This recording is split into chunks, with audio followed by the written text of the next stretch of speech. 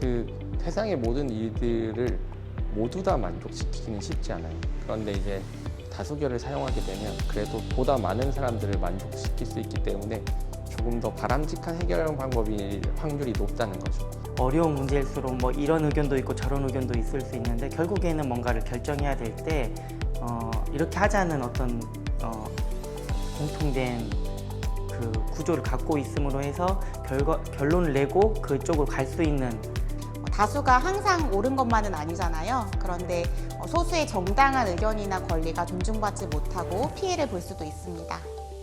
어떠한 주제에 대해서 51%가 찬성하고 49%가 반대를 했다면 49%의 소수가 돼버린 의견은 반영되지 않는 문제가 발생을 하거든요.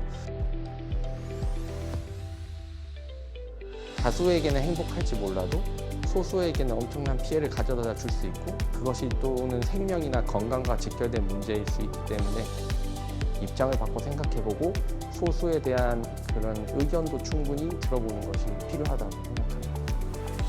다수결로 결정하기 전에 반드시 소수의 의견에도 귀를 기울이고 그 사람들이 소수가 왜 그렇게 생각하는지 충분히 듣고 토론하는 시간을 갖는 것이 중요하다고 생각합니다. 단순히 숫자가 많은 쪽이 이기는 게 아니라 서로의 입장을 이해하려고 노력하고 혹시 소수 의견 중에 좋은 점이 있다면 받아들여서 절충안을 만드는 것도 중요하다고 생각합니다.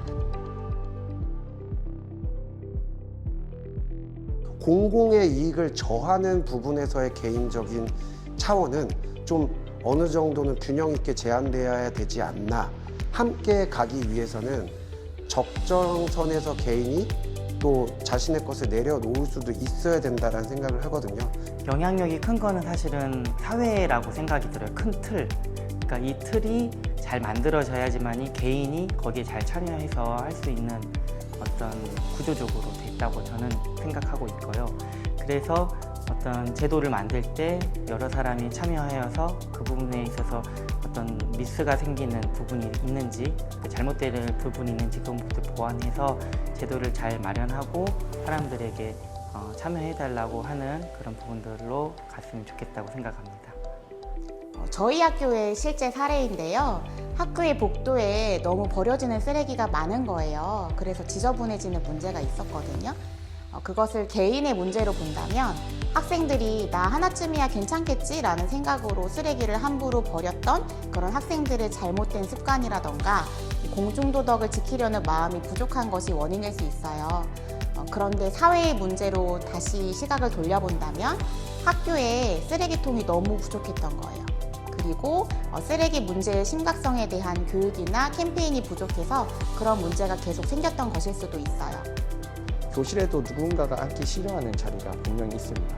그런데 그 자리에는 누군가가 반드시 앉아야 해요. 그러면 그 자리에 앉는 대신에 뭔가 좀 청소를 그때는 면제를 해준다든지 뭔가 편한 혜택을 줘서 누군가는 앉게 만들어줘서 이렇게 행복하게 만드는 거죠. 학생이 다른 사람에게 피해를 끼칠 수 있다. 내 행동이 그런 피해를 끼칠 수 있다는 공감 능력에 대한 교육과 상담이 필요하다고 판단이 되고요. 학생들에게 문제가 발생했을 때 어떻게 해결할 수 있을지 그리고 그러한 것들을 총망라한 인성교육이 이제 교육부 차원에서 계속 진행되고 있듯이 그러한 교육이 계속 이루어질 수 있는 사회적 문화가 자리 잡는 것이 매우 중요하다라고 생각을 합니다.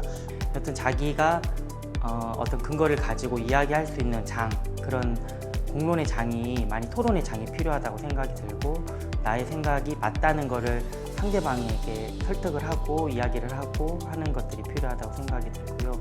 이제 그것뿐만 아니라 이제 결정이 되고 나서도 이제 운영을 해보고 나서 그거에 대한 리뷰를 함으로써 이게 어떤 부분에서 잘못됐고 어떤 게 좋았다 이런 것들 리뷰함으로써 그것들 좀 수정해 나가는 그러한 프로세스가 또 필요하다고 생각합니다.